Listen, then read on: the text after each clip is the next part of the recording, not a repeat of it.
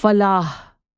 فلاح عربی اوریجن کا لفظ ہے جو اردو میں بھلائی، بہتری، بہبودی، فائدے، کلیان یا ویلفیئر کے معنی میں استعمال ہوتا ہے.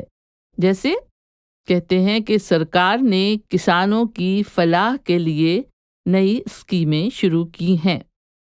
فلاح و بہبود یہ دو لفظ ویلفیئر اینڈ پراسپیرٹی کے معنی میں بہت سننے میں آتے ہیں. جیسے غریبوں کی فلاح اور بہبود کے لیے سرکاریں بہت کچھ کرنا چاہتی ہیں لیکن کر نہیں پاتی.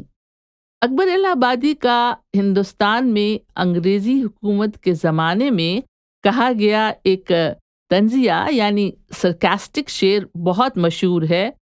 لڑکیاں پڑھ رہی ہیں انگریزی، ڈھونڈ لی قوم نے فلاح کی راہ.